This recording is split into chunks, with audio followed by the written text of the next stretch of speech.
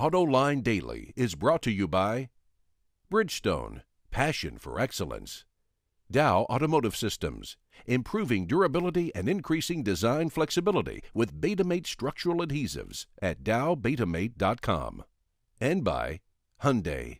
Experience the 2011 Hyundai Sonata today at HyundaiSonata.com.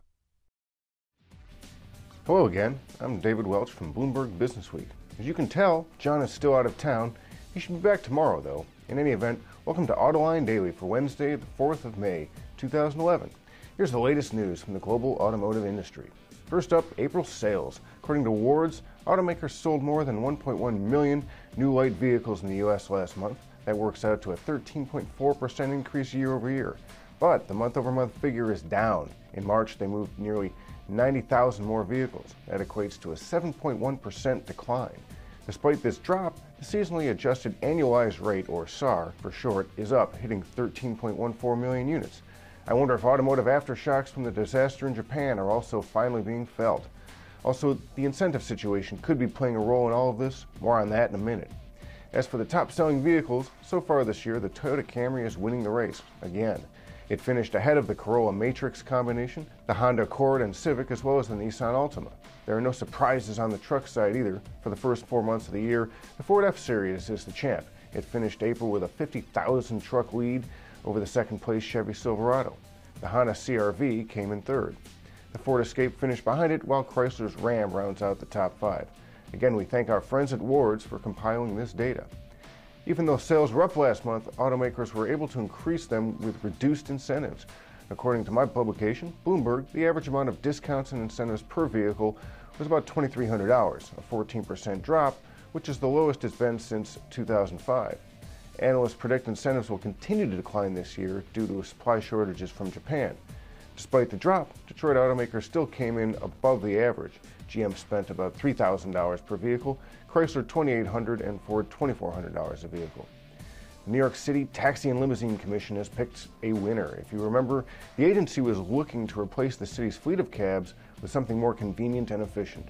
As we've reported, the Taxi of Tomorrow competition has been narrowed down to 3 finalists: the Ford Transit Connect, the Nissan NV200, and the Karsan V1 from Turkey. According to the Detroit News, Nissan took home the prize, which in this case is a 10-year contract worth more than $1 billion. From 2013 forward, the company will be New York City's exclusive taxi provider.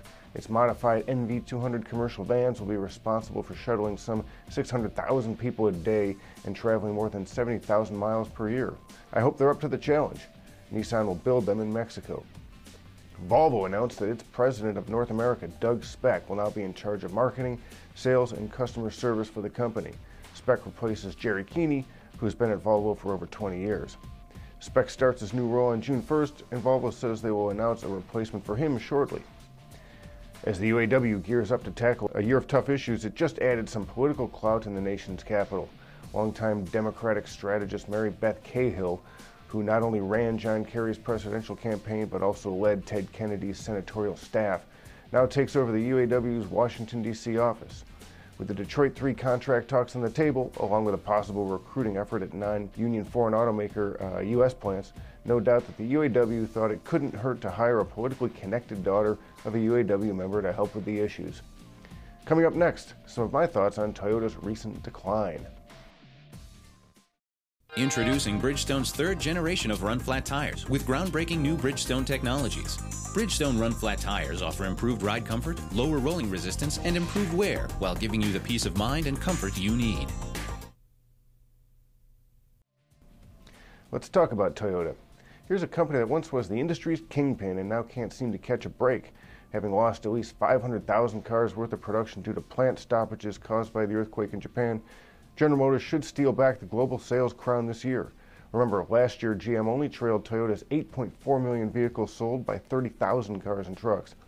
With Toyota reeling from the tsunami and GM growing in the US and China, it should be a snap to bring that crown back to Detroit.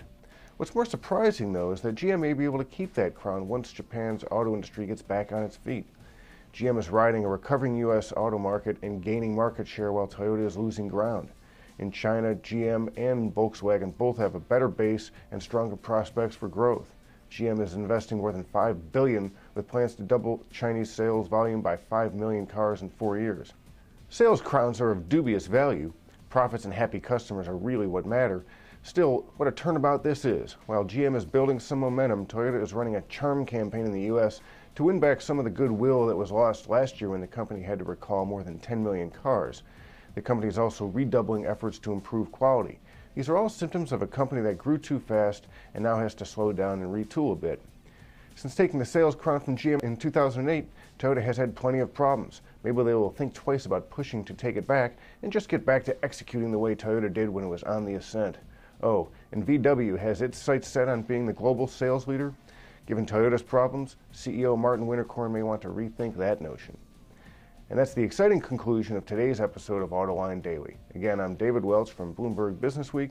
Thanks for watching, and like I mentioned at the top of the show, John McElroy should be back tomorrow.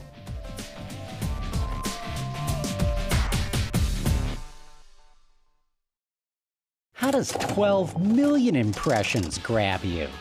Get your advertising message in front of the most engaged automotive consumers in the world. Call me, Stacey Eman, at 586-255-1364